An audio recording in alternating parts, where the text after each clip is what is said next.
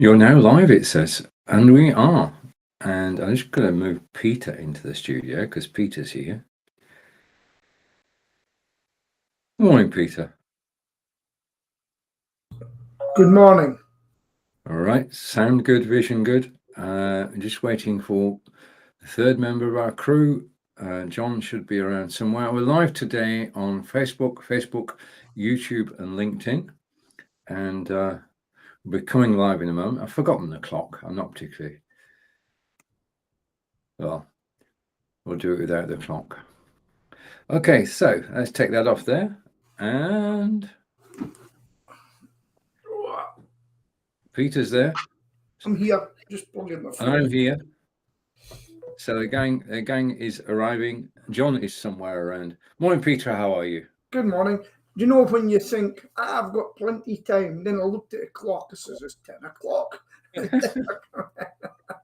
Yeah, I know. All right, you've had a week on the road, have you not?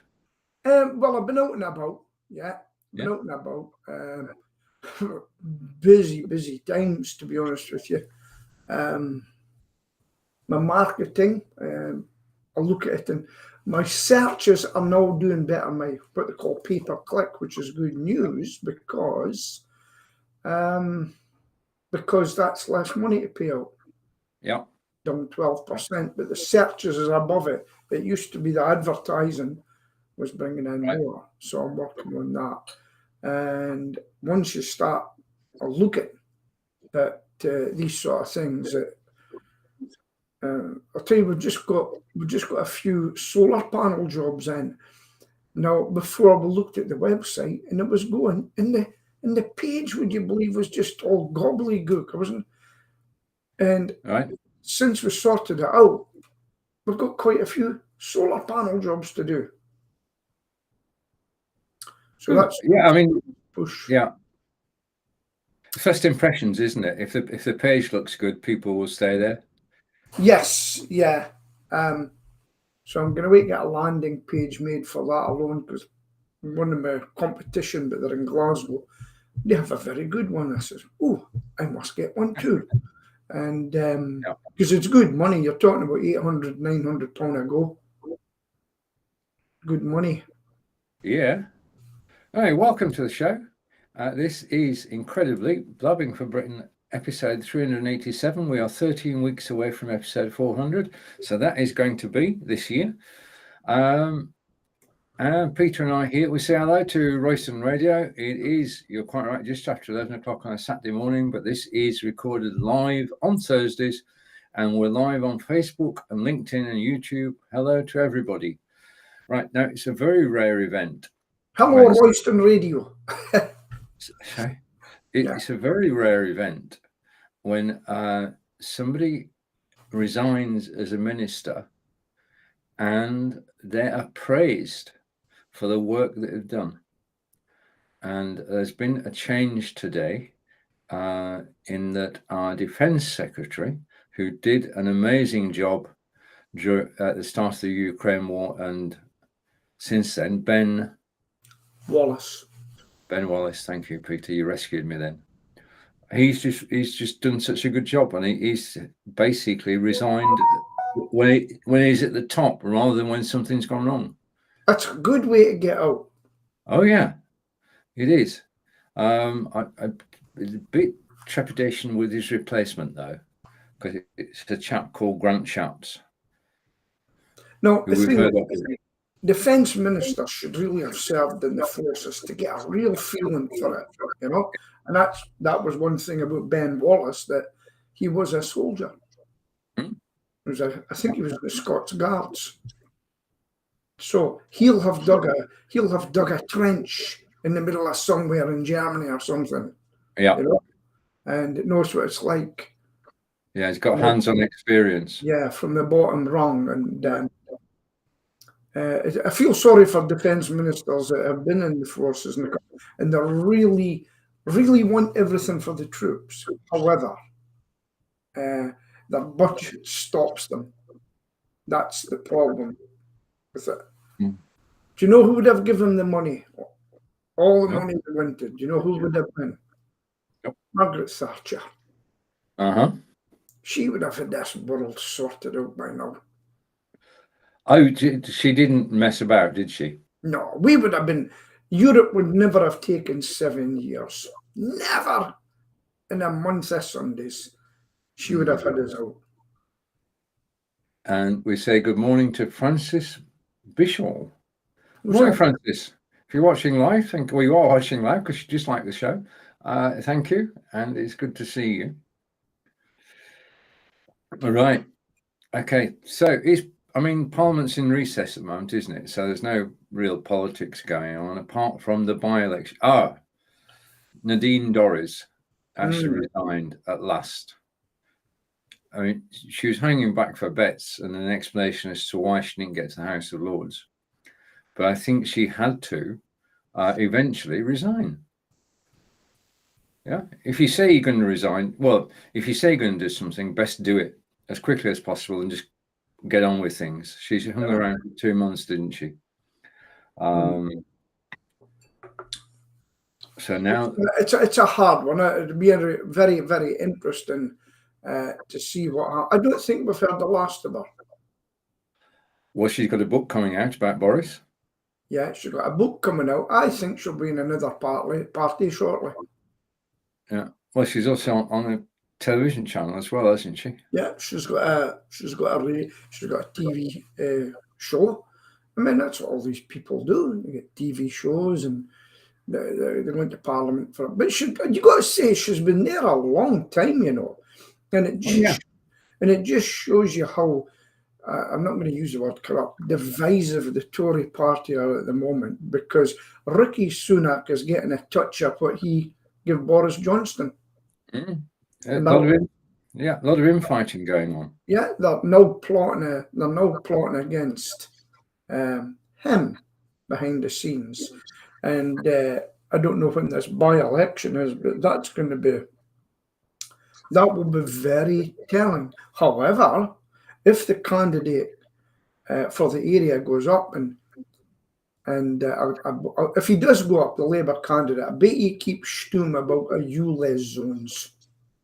Well, yeah. I'll come on to that in a second. But yeah, I mean, it is by-election.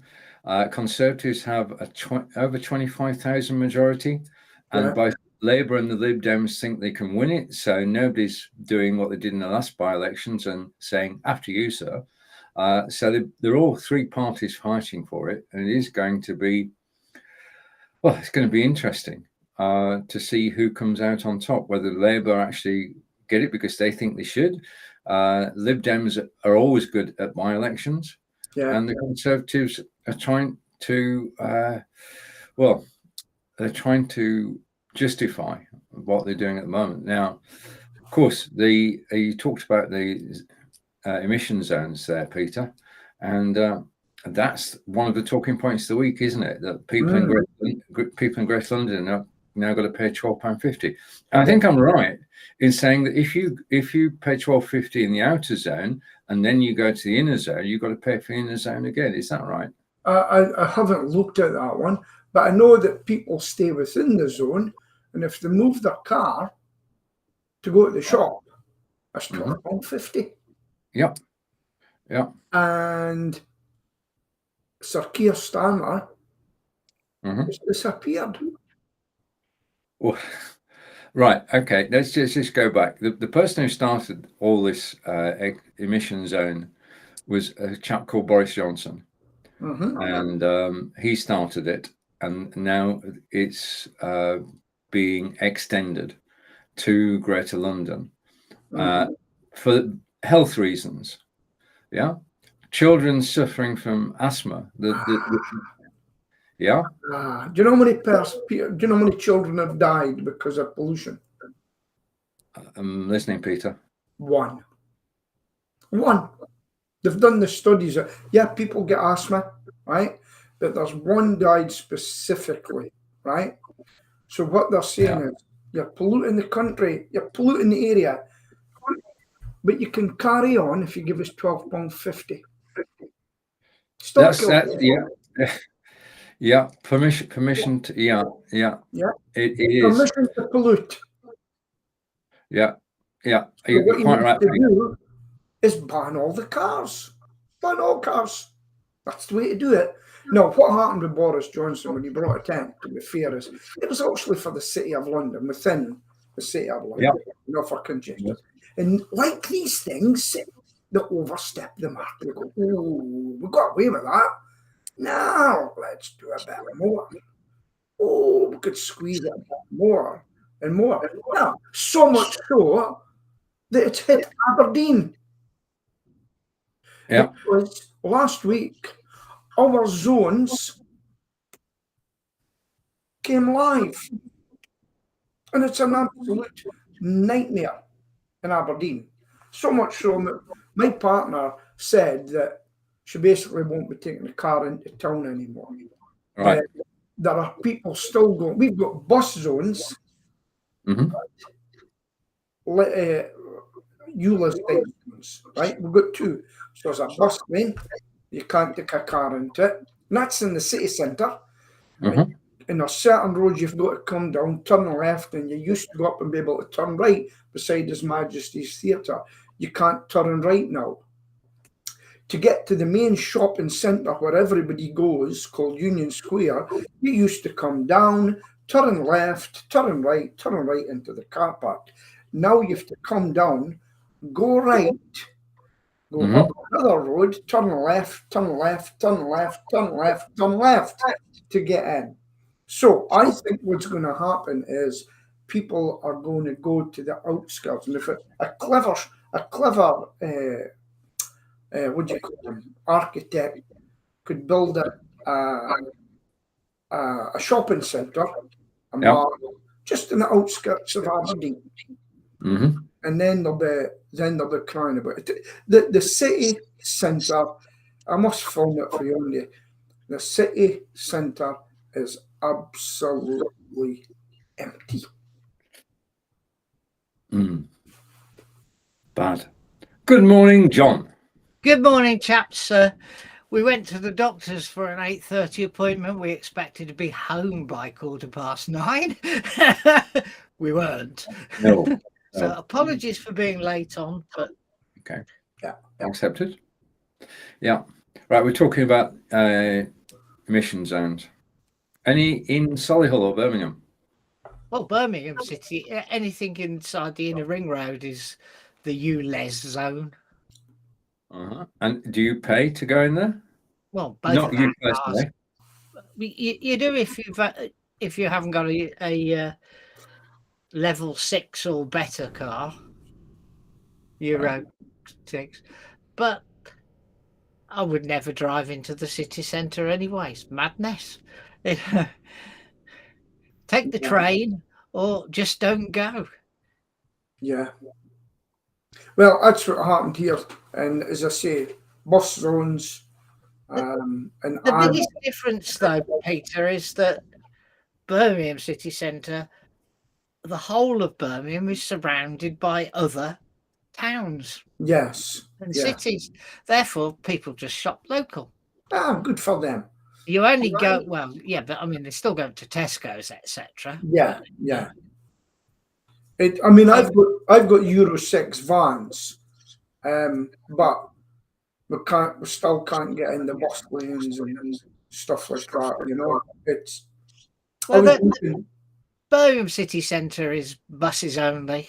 Yeah, in the major streets, but even they've been shifted out of some of the central roads, and the bus stops have been moved outwards. I must show you a film one day at Aberdeen when I drove the buses then, and that was in the 1812, was it? 1982, 83, I think. And I drove the buses, and it was absolutely, Union Street was absolutely jam-packed with people. Going up both sides, and the buses used to be clogged. Just I was one of those that they came in threes, you know. People went into Birmingham, in the 60s, 70s, 80s, 90s to go to big organisations, the CNAs, and all that. They ain't there anymore. They've gone. because nobody goes and buys anything, so they've moved out the city centre, all gone bust. Well, C&A's is actually in Germany. Yeah, I think Woolworths too. So you've got a bit of a nighttime look about you today, John. I feel absolutely knackered look about me would be more accurate. Yeah. Yeah. It's just like I went out early to pick up Andy, put his car into quick fit, and he was absolutely shattered as well. We were so busy. But yeah. So it's when you're not busy you've got to worry, though, isn't it, Peter? Yes, it is, because my mind is just working overload all the time. Sheila said once to me last night, she says, I think I've got a cold. And I know, because I'm singing tomorrow. And I'm terrified I get a cold or anything. But I says, well, keep away from me, because it's a really big gig. This is the biggest gig we've done. And there's going to be a lot of people there, So it's going to be a long day. We're setting up early and we're really looking forward to it. But I'm scared at the same time, A rocking jocks. Where's the gig and when does it start? It's the Foundry in Aberdeen, which is a popular pub, and it is at 6 o'clock in the evening. So that lets older people come in as well, and then they go home, and then later on it turns into a disco till 2 in the morning. So 8 hours? Well, I won't be doing that, but we'll be 6 to 9, and then we've got our waddy jackets and everything. Oh yes, we've got new speakers, a new microphone. I've spent more money than we'll ever make. It's just, but it's a hobby. It's a hobby, Truly. And, never know. You might be talent spotted one day. Well, you just never know at 63. I mean, Shawadi are still going, and they've never stopped. I believe I didn't know that. Did you know that they had a black drummer? I didn't know that. He's retiring next year, seemingly. Right. Yeah. All these groups are all getting on a bit, aren't they? Yeah, they're all in their style, but you think about, remember the songs? When? Remember all that song? When will you be mine? All that, great. We're even doing a Mamma Mia. That's a bit of a joke when we do that. Yeah, wow. Love Train. Yeah, that's another one that gets them up. Love Really Hurts Without You. Baggy Trousers. Tiger Feet.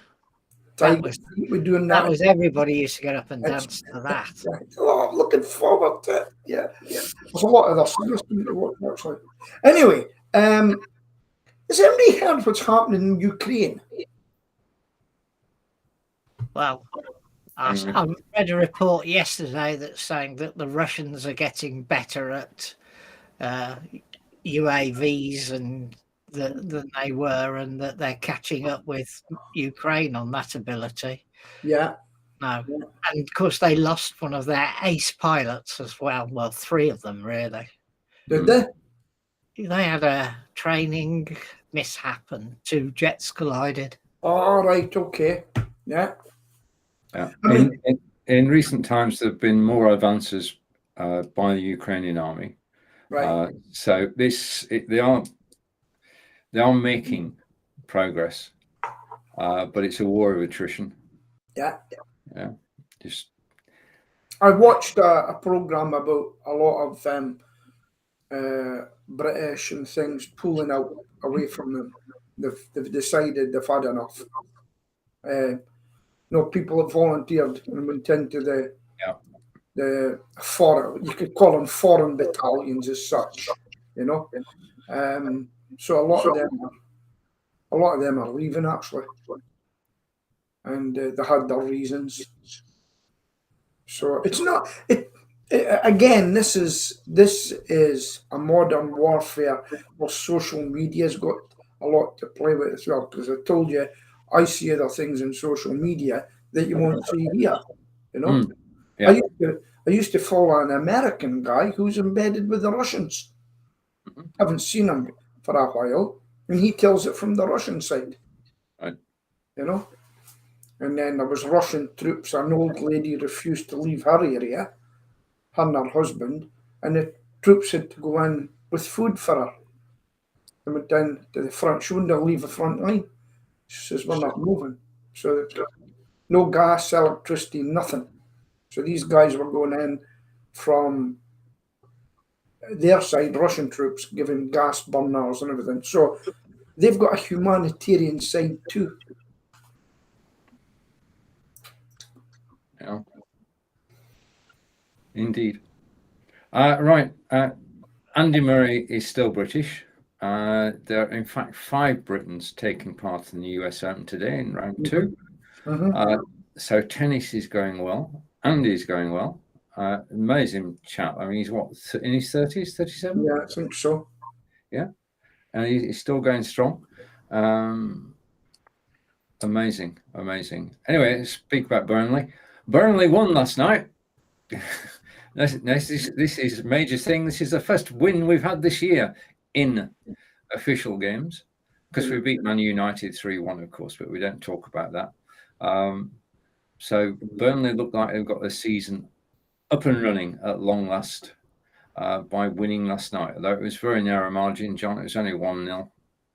But I actually am pleased that Nottingham Forest lost. Not that I care too much about Burnley, but it will allow them to concentrate on the league. And that's what they need to do this season, is not get spread too thinly. Get themselves established this year. I've got a football story I happened to watch on the internet many, many years ago. A very wealthy man. He had a factory. I'm not sure what he made. I think it was a food for dog factory. Anyway, they came across this lost dog. And his daughter got on very, very well. Loved the dog. But then the owner turned up and wanted it back. And the man offered to pay for it. And he says, no, I'm not selling it. Absolutely no way. So the man done a bit of, the factory owner done a bit of digging into this chap and found out about him. And there was a football team he played in on the verge of bankruptcy, a local team up in the north. And he says, listen, I'll pay you for a dog, but not only that, I will give you the money and I will work with you to turn your football team around. He says, but one of the things we're going to have to do is change the name of it. Can MD tell me the name of the football club? Nope. He changed it. I can't remember the name originally. It's a name it isn't about me. Yeah. And they turned it into a football team called Manchester United. They were like some engineering type name originally. Yeah. So that's the story. It was really amazing, all because of a dog. And you've seen the guy showed a trophy. It was just one of those. It was on TikTok or something. But did you know about that? Newton Heath L&YRFC. Yeah, Newton Heath. They changed the name, and that's how Manchester United became what they were. And the girl kept the dog.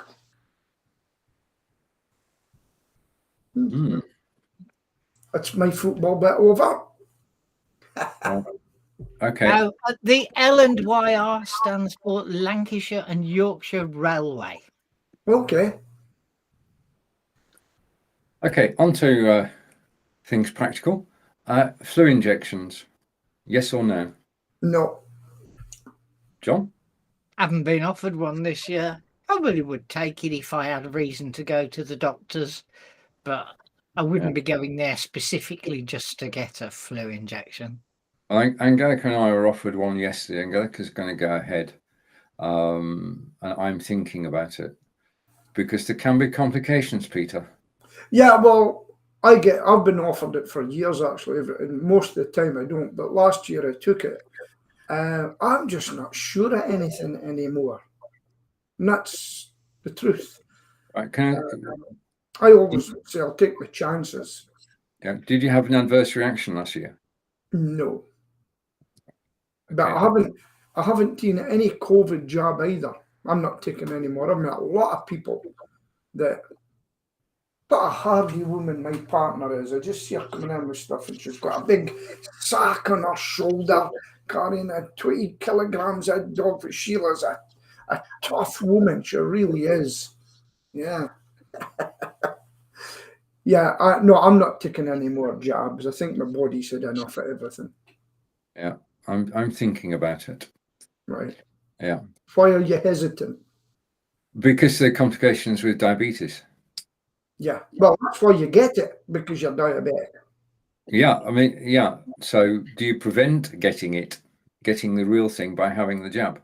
Well, if you get a bad flu, you see, that's the problem. It could put you, well, could take you off the earth. Here's a question, if you don't mind. How are you getting on with insulin? I'm fine. I put it part of my routine in the morning. After I had a wash and a shave, I do the injection, no problem at all. I mean, it's not painful. No. And it's not really an imposition. Did you know you could get a patch? No. Oh, go and see that right now. Only you're classed as type 1 now, right? Because you could go into type 2. You're type 2 with injections. Yeah. But go and see your doctor, because with type 1, right, you might be classed as a type 1 because you get insulin. You can go into hyper glycemia. Oh, yeah. Too low. So if you go, you can get the patch. So the patch goes on your arm, right?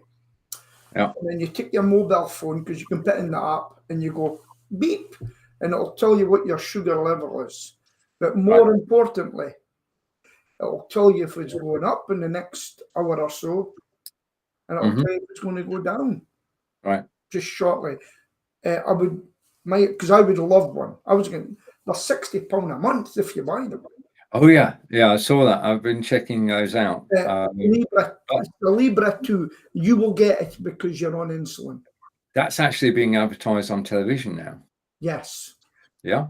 Which shows that there's a big market. Well,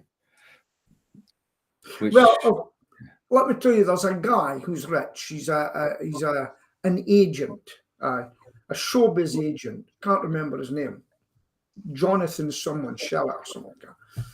And he lost about 3 stone with it. He bought one. Yeah. And you take it, and if you think, oh, I think I'll eat that McDonald's, and you go, beep, beep. And then it shows you, you're on the way up, chum. You go, oh, I better not. And it's a good, because I've reached the stage. I had a roll, what do you call it? A low carb roll yesterday with bacon. Mm-hmm. And after that, I felt sleepy. I'm seriously thinking of going on insulin because I felt rotten. Well, the only thing I've noticed is I'm full of energy now because we've changed our breakfast. And we have a breakfast of various different nuts and various different berries. And it's absolutely delicious. And I'm full of energy for the rest of the day, apart from around about 7 o'clock when I sort of start to go like that. So I thought, I'll have a cheese sandwich. So I had a cheese sandwich at 7 o'clock. I'm back up again. Yeah. And it didn't affect the readings. Right. What you'll probably find, I find with people and get insulin, they can eat as much as they want, really, to be honest with you, but you'll start putting on weight. That's what I want to do. Right. So you obviously play around with it. But another thing that helps control your sugars is apple cider vinegar. Yeah. I started on that with Angelica last week, and we're having 2 teaspoons full. Yeah. And it did have an effect. Then I spoke to the nurse at the doctor's, and he said, no. Don't use it unless you really want to, because basically what it does forces you level down. And the problem is that you don't want to go into a hypo. No, you don't want a hypo. And you can't predict it, how far down it's going to take you. Do you take it? Because obviously I used to take it. there's a lot of pop-ups and TikTok and things now. And there's guy eating. People say, "Could you eat this?" And the guy eats it, right? And then he uses the patch I told you. He says, "No, 2 after," and he goes, "Ping." So some people are actually putting white rice is terrible for carbs, putting it up. But some people put apple cider vinegar up when they cook, and it takes it down. So there's so much going on at the moment, you know. There's even one guy who says, "You taking metformin? Let me get it off you." But he goes on so long, I don't bother. He's American. And there's a lot of fighting going on just now with people saying this and people saying that, you know. But I've actually been told, another lady said to my cycling friend, she says, "Peter's looking much better. He doesn't look so thin and scraggy," you know. And I've never come away from the mirror since. I keep looking at myself. Oh dear, oh dear, oh dear. Yeah, it's just going to be a bit of take and you'll find out, but I've always dreaded it. Do you drive, Stephen? No. Ah, right. See, I volume a license. I can't afford to have a hypo. Yeah. That's why I don't want insulin. Anyway. Yeah. Okay. All right. Okay. I'm actually, this is a celebration today. If I hide that and I bring this up, I have completed 900 miles so far this year. That's what my Fitbit says. And I'm quite proud of that because it's the first time I've actually tried it. Started on December 21st last year and 900 miles. And it's not the end of August yet. So I should get my 1,000 miles towards the end of September. So I'm quite proud of that. Angelica's already got her 1,000 miles. Angelica went out this morning and she did a run. And she did 3.72 miles. And she did this. She went out at 7 o'clock this morning. And surprisingly, she'd done 3.72 miles and she got home just before 8 o'clock. Yeah. Which is quite an achievement. So 900 miles. I'm quite proud of that. And I will definitely bring my 1,000-mile badge in to show you as well. Okay. Very good. Well done. It's funny, since the summer came and I've been a bit more active going out and things, I'm not in so much pain now. My legs were really sore. And I haven't been on my bike, but I'm able to go out without going, you know. Even climbed the ladder up to show Andy I could climb a ladder. Watch me. Rather you than me, Peter. Would you climb ladders, John? Got 2 big lads and a son-in-law for that job. I've got to tell you, when people phone us up, we'll say, "You'll need ladders," and I'll say no. This is how hard. Where are you? And you say, "Here." I know that I won't need ladders. You will. I said no. So I go out and I've no ladders in the. Well, I've got a lot of ladders in them, and I go to the house and I look up, and they say it's up there. You'll need ladders. So I go back a few steps, and I've done this a lot for a laugh, and I run and I jump up and I say, "I'll get it." And they look at me so I'm daft. And then I come up with my kit and I take out the extension poles. Right. Let's run it the ground and buff them in. I says, "You've called a professional. Yeah. We don't go up ladders." And we do. And it's quite funny. I don't like them in. We'll have the loft open. It's up there. Oh, well, shut the loft. We're not going in there. It's up there. I know it's up there, but we get them from outside. That conversation every year. I forget what it's like. Very kind. You've got a loft. Shut it door. Yes. You know I got stung in the ear, did you?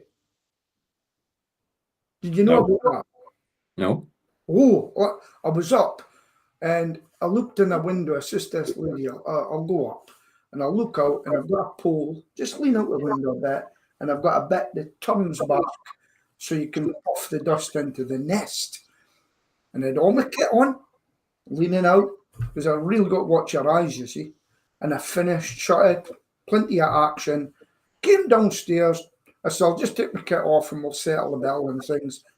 I came downstairs and I'm standing there.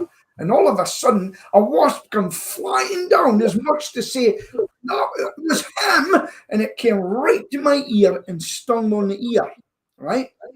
Then I couldn't believe what happened next. It crawled into my ear. It's the worst experience that I've ever had in my career. You know, it was horrible. And I said, I hope you get stuck in my wax. But I think it actually stung inside the ear as well. And what happened is my face all puffed up. And that's why you've got to wear everything when you're doing this job. And if people are listening to Royston Radio and you think of tackling wasps, I can tell you quite a few people die each year with something called Kunis syndrome, Kounis syndrome, and it might be about 6 weeks later that it happens. So, and I just found out about 4 years ago. Kunis. So get a professional. That's what I would say. You want to know my funniest story in pest control? Off you go, Peter. The floor is yours. Right. So a lady phoned me and she says, how much does it cost? And I told her. Remember, I'm in Aberdeen. She says, that's a bit much. I'll get my husband to do it. And I said, well, tell him to be careful. Okay. Goodbye. Thanks for calling. Phone call next morning. I knew her voice right away. Hello. I says, I know your voice. I says, what's happened? You better come. My husband's badly stung. So I went to the house and I went in and the guy had his head down and he looked up and he had the biggest, blackest, closed eye I have ever seen. Worse than a boxer punch. And I said to him, you've been stung, have you? And he went, yeah.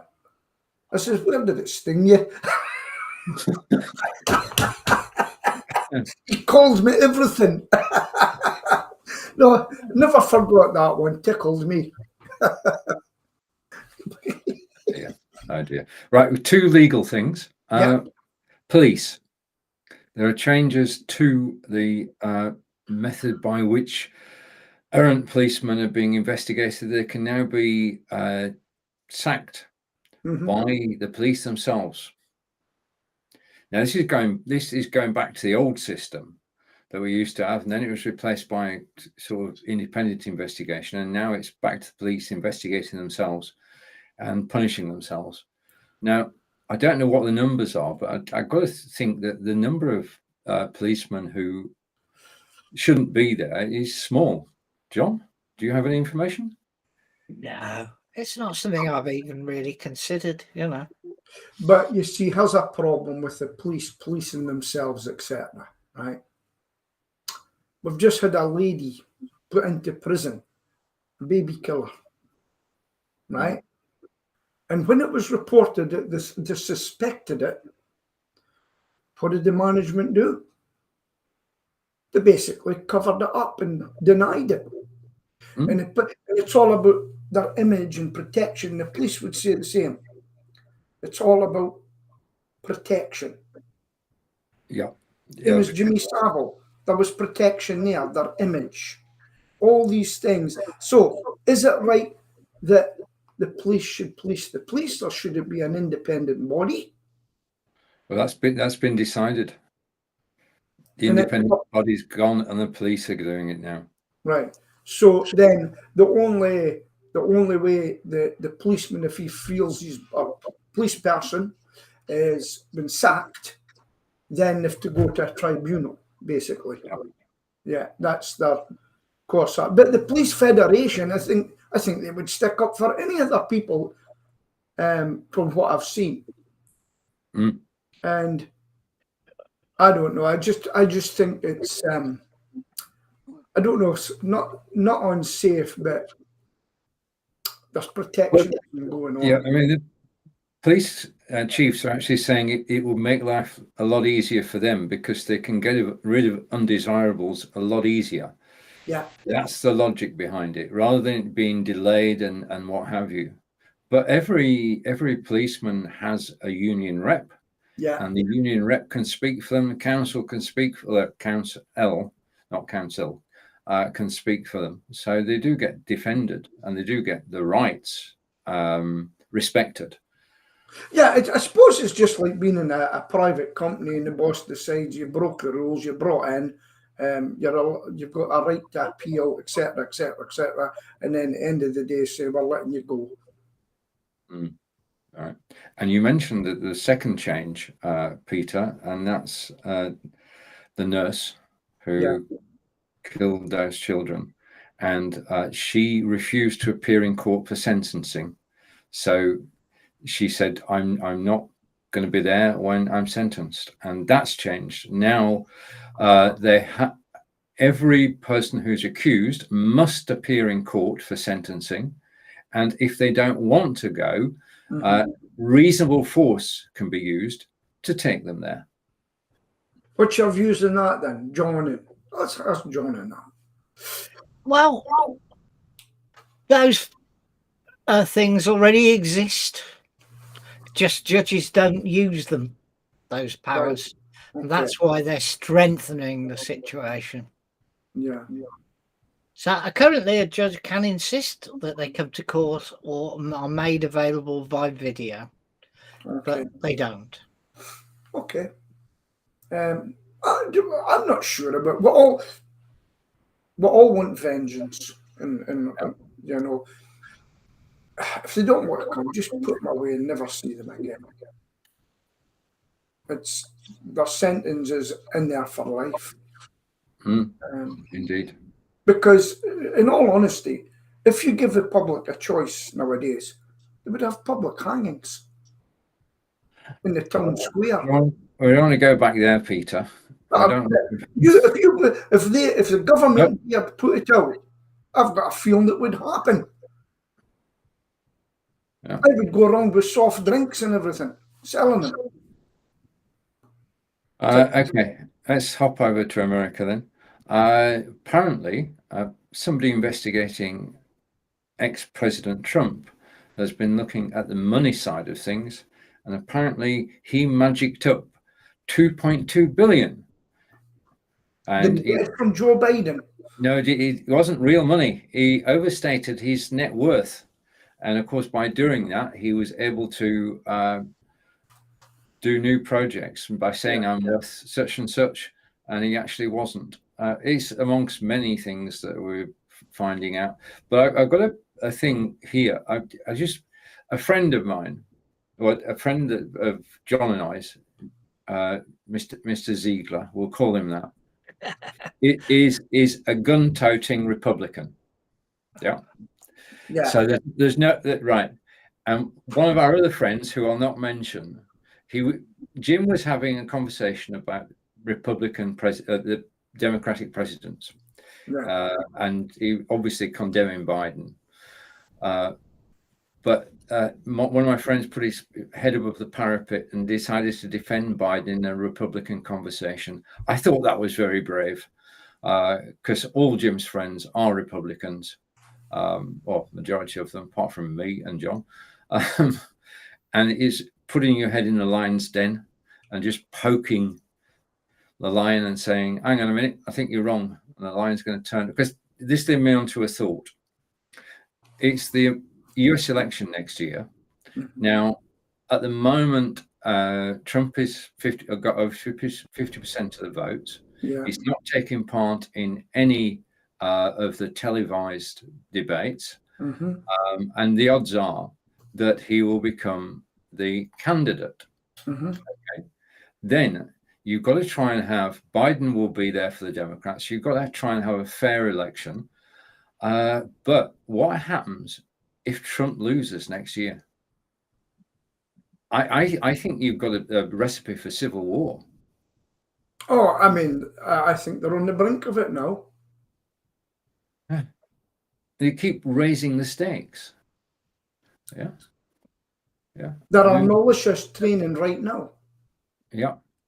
You know, I mean, because of their constitution, and they want rid of their guns, etc.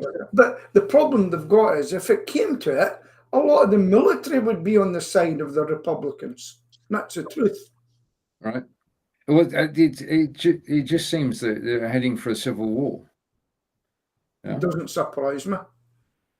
It doesn't surprise me one bit. Do you know who the one person that could change everything is? Well, it wouldn't be Hillary Clinton. No.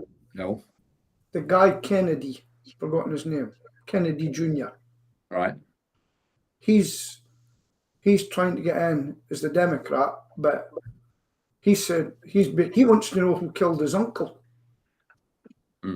Yeah, because that's tucked away somewhere, and I've been watching him. And if he gets in, there'll be a lot of changes.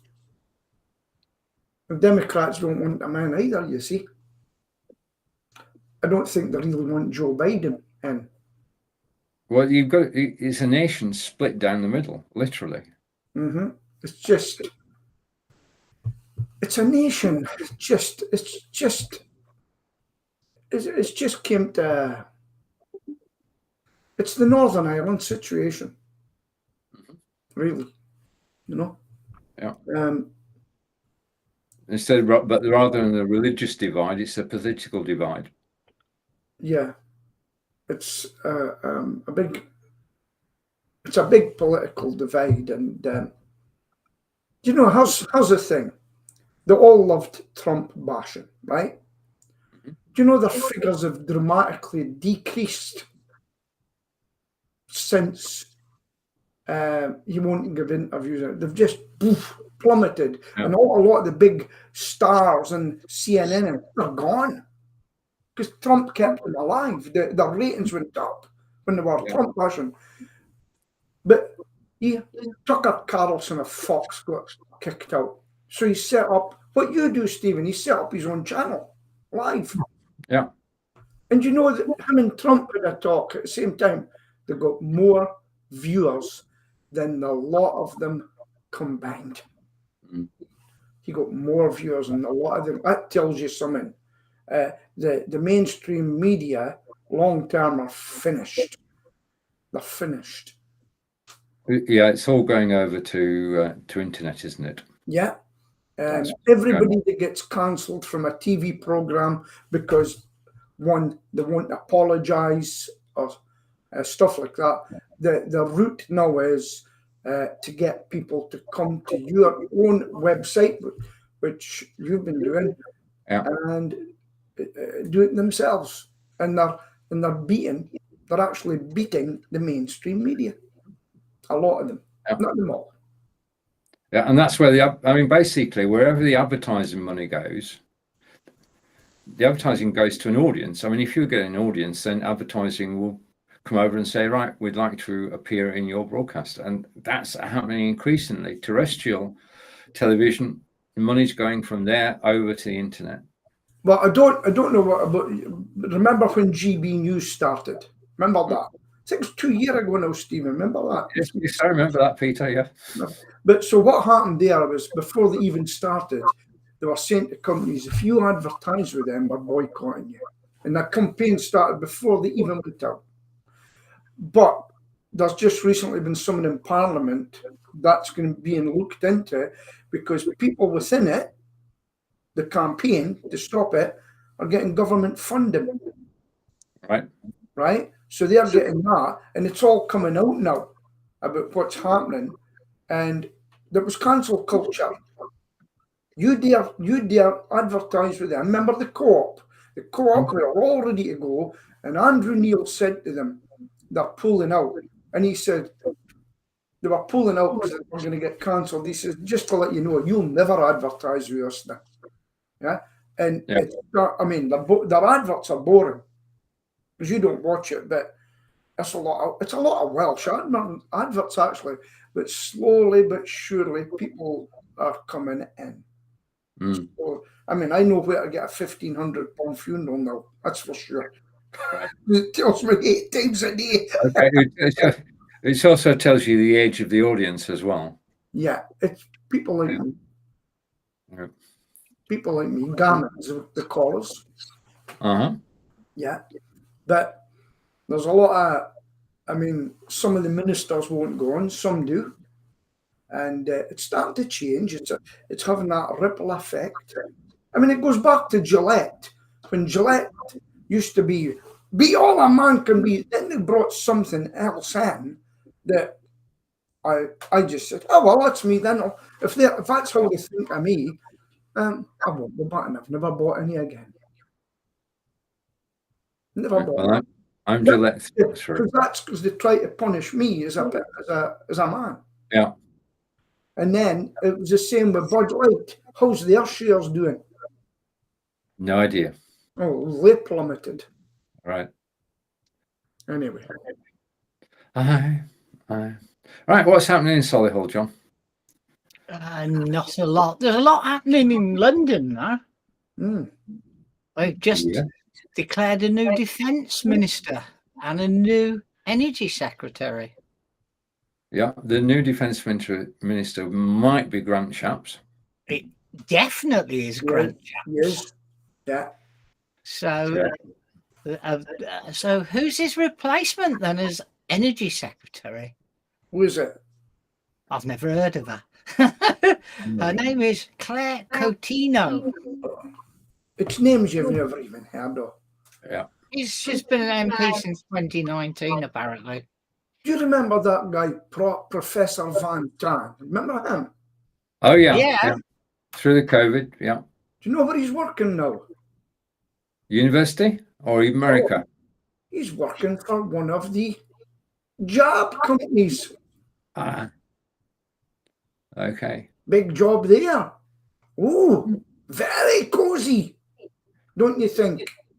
Well, he's got his expertise. They value his expertise. They pay him. I mean, that's a straight commercial decision. If you're going to say once you've been a civil servant and you finish your career, you can go and do what you want. You're not bound by anything. You're a free agent. But was he like Sue Gray? Was he meeting him during the COVID pandemic? And they said, not saying he did, but that's the make sure we're okay, and there's a job for you later. Not Sue Gray saying, you get that, Boris. I'm not saying they did, but just imaginary saying, make sure this works out well. There's a job here for you with the Labour Party. No, I didn't link. You know what I mean? Yes. That's a conspiracy theory, Peter. It's quite a good one, but I don't think. No, I'm not sure how accurate your information is, Peter. Well, took it up because she's currently Faculty Pro Vice Chancellor for Medicine and Health Sciences at University of Nottingham. I've seen it.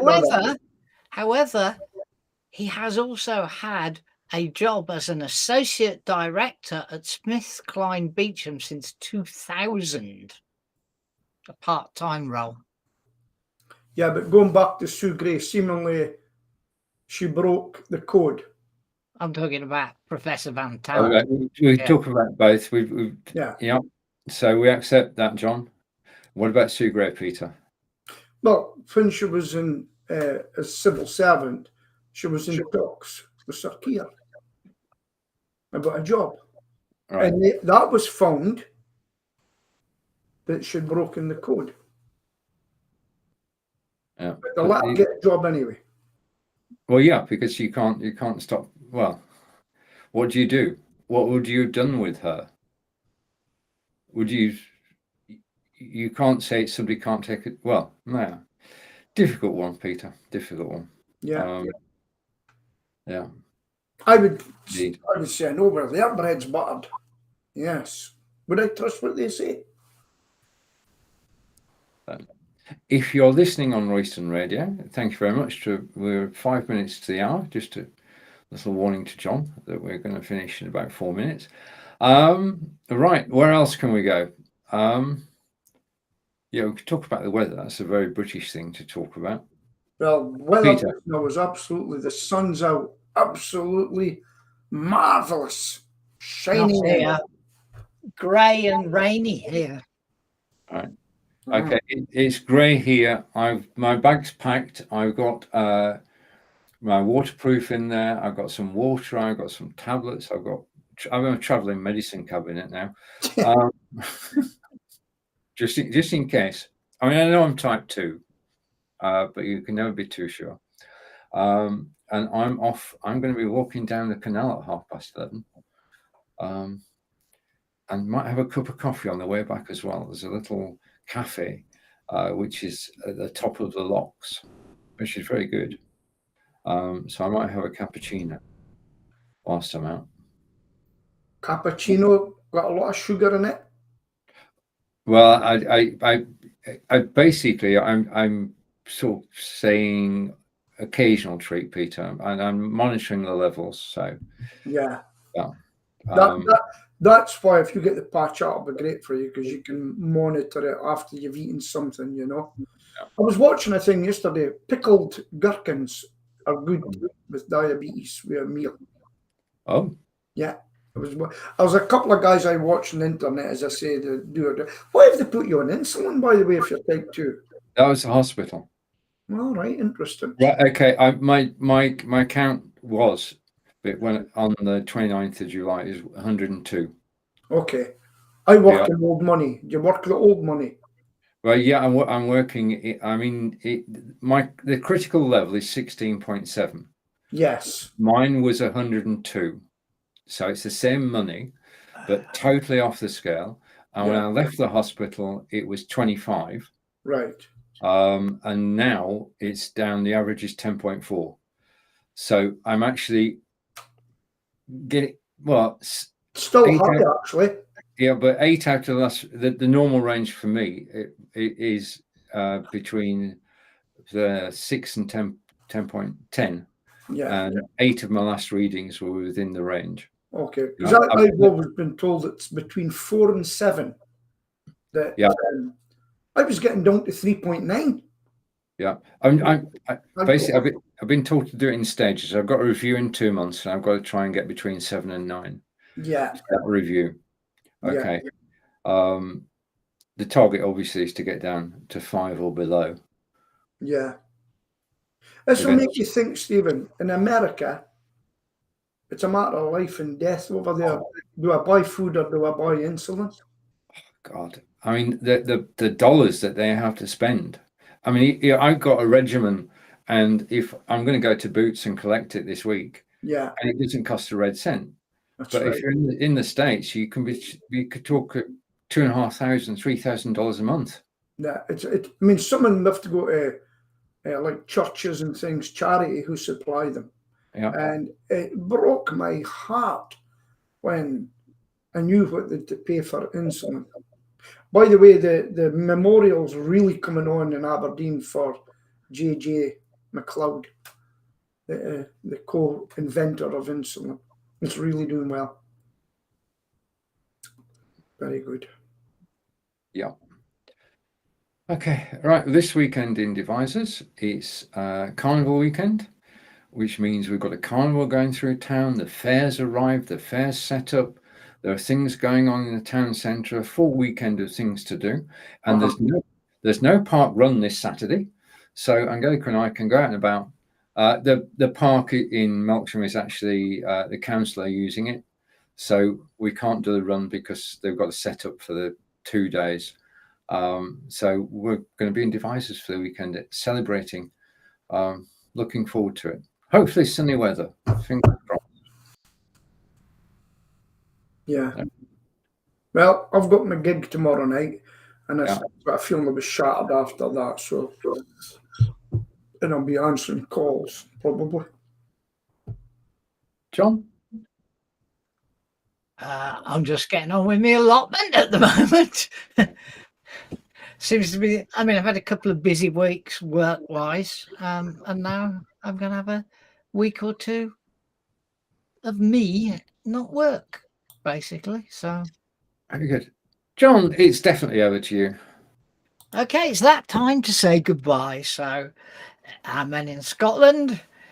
where the sun is shining, whereas it's not down here. Our man in Wiltshire, who's also in grey skies, and myself in the West Midlands, grey skies and rain. See you all next week, same time, same place. Bye. Bye.